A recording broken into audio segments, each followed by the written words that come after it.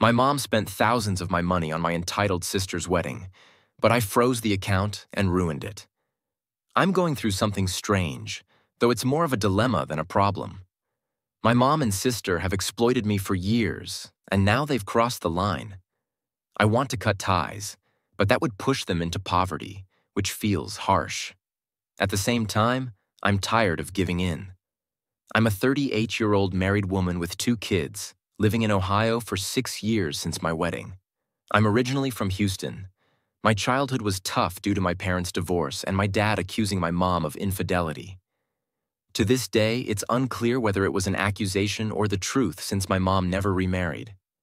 I was 10, and my sister was 5 when they separated. They say my dad suspected my sister wasn't his, which led to the divorce. As alimony, he let my mom keep the house while he moved out. My dad paid for my education, but not for my sister's. He didn't provide child support for her, and I don't know why my mom never fought for it. I think that's why people believed my dad's accusation about my sister. Dad was mostly absent during my childhood, only showing up to pay my school fees and bring gifts. When I entered high school, I reached out to him, and since then, he's been part of my life. He even came to my wedding despite my mom's resistance over the years. I bonded more with my dad than with my mom. He even visited me twice in Ohio after I settled here. But this didn't last long, as he was diagnosed with a terminal illness and we lost him last year. Mom never liked my closeness with my dad, and she grew cold toward me. To make things worse for her, Dad named me as his heir. He remarried years after divorcing Mom, but had no children from his second marriage. He always said I was his only daughter. Naturally, Mom and my sister resented me, especially after I inherited his $400,000 trust fund. But it wasn't just about the inheritance. Throughout my childhood, Dad paid for my education, which meant I attended a better school, went to a better college, and led an overall better life than my sister. Child support and education money began coming in when I was 10, and by the time I turned 12, Mom had little control over it.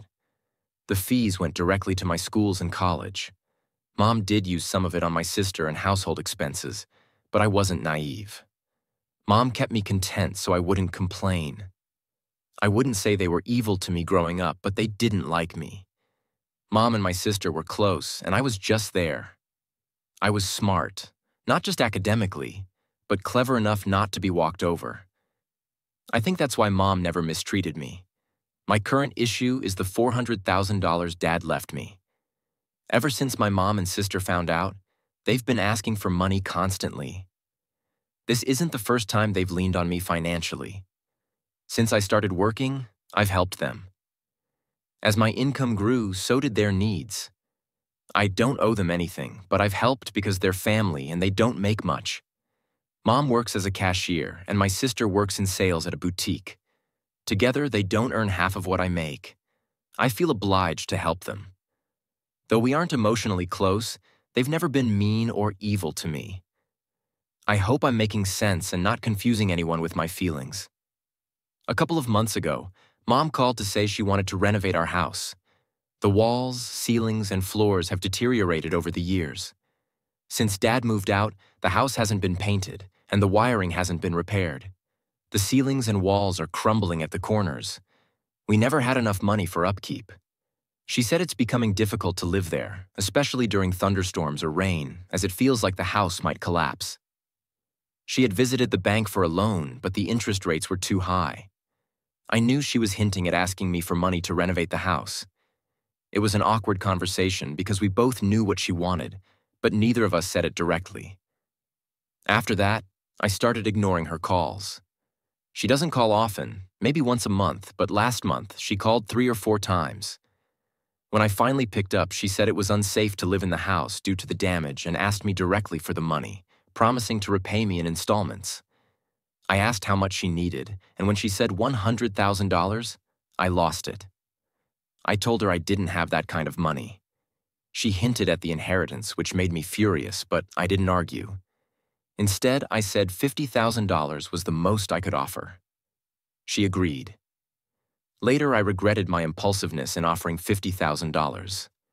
I could have just ignored it, but since I'd made the offer, I felt obligated to lend the money.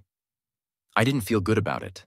My husband suggested lending the money in installments and monitoring the house's progress before giving more. I told Mom I'd send the $50,000 in installments. I reactivated my old Houston account and transferred $10,000 into it, giving her access to that account. When she asked why I didn't transfer it directly to her account, I made up a lame excuse. This was my husband's idea, and now we'll see how it works out. My hopes aren't high. She promises to return the money, but I'm not very hopeful. Let's see. Update. I can't pinpoint exactly how my mom and sister tried to deceive me for easy money. It's been 2 months since I started lending money for the house renovation, and I've given them $20,000 so far. I've decided not to send another penny. I knew they were kind to me only because of my money, but I didn't expect them to lie so badly just to get more. If they had been upfront, it wouldn't have hurt this much. Recently, I found out my sister is getting married. Not from my family, but from a school friend. My friend's husband is a wedding planner, and my sister has been working with his agency to plan a grand wedding. I guess my sister didn't realize I was friends with them. A $50,000 wedding is definitely grand. It stung to hear about my own sister's wedding from someone else. Forget an invitation. I wasn't even told about it. I thought it was a small, intimate affair, but my friend said the guest list was around 100 people. It was heartbreaking not to be part of it. But beyond the emotional hurt, I was more troubled by the money. How could she afford such an extravagant wedding at one of the best venues in town, with unlimited food, drinks, and lavish decorations? I checked the bank account where I'd been sending money for the renovation. It was empty. I called my mom to ask if the renovations had started, and she said yes, but the work hadn't begun yet. I couldn't take her lies any longer. Although I wasn't 100% sure they were using my money for the wedding, it disgusted me to think they might be. Part of me wanted to fly down to Houston to see for myself, but I knew it wasn't worth it. So I called my aunt, my dad's sister, who lives just a few blocks from my mom. I asked if she knew about the wedding, and she said yes, but she wasn't invited either. My mom has never been fond of my dad's side of the family, so this was no surprise. My aunt said the wedding was the talk of the neighborhood. A few years ago, their house was falling apart, and they were barely making ends meet. Now they have a sparkling new house and a grand wedding. I felt dizzy hearing this. My mom had told me the house still needed repairs, but my aunt said it had been freshly painted. Then I remembered, 6 months ago, my mom had asked for $20,000 for a knee transplant. I called her, demanding to know the details of that surgery. I lied, telling her a friend needed the orthopedic details for her father's knee surgery. She fumbled for words and said she couldn't remember the doctor's name. When I asked for the hospital or clinic details, she struggled to come up with anything. Clearly caught off guard, she pretended to have a network issue and abruptly hung up. When I tried calling again, her phone was switched off for a while, and then it went unanswered. I even texted her, but it remained unread for days.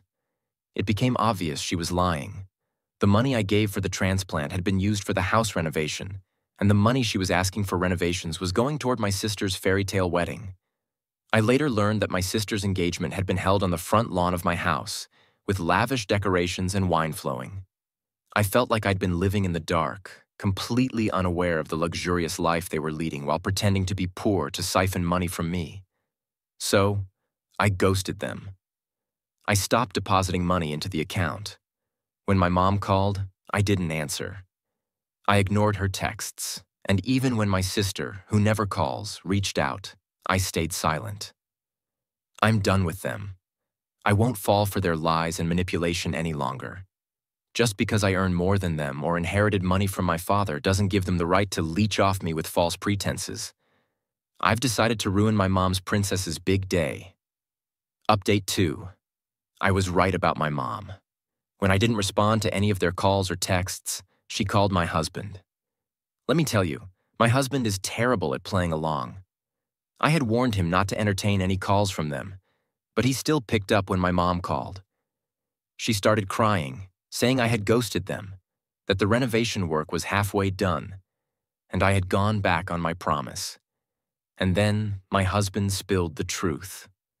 Yes, he did. I wanted to smack him. He told her I knew she'd been using me for money all this time, and that it was actually being funneled into my sister's wedding. That's why I had cut them off. I was furious because I wanted them to suffer for the fraud they'd committed, but my husband ruined it. He even told her we knew she had lied about the knee transplant and used that money for house repairs.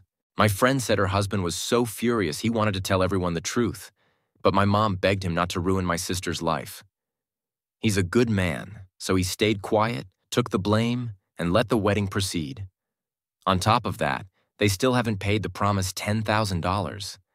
I felt so ashamed hearing all this about my family. I just stood there, speechless. My friend assured me she wasn't blaming me, just sharing her frustration as a friend. I felt bad that my family had faced such embarrassment, but I was equally mortified by how they blamed the wedding planner for everything. After hearing all this, my husband said they got what they deserved. He reminded me not to worry about them, as they brought this on themselves by trying to impress everyone through lies. He was right. I'm glad I've distanced myself from their schemes. Looking back, my mom disowning me was a blessing in disguise. I no longer have to deal with their deceit and manipulation.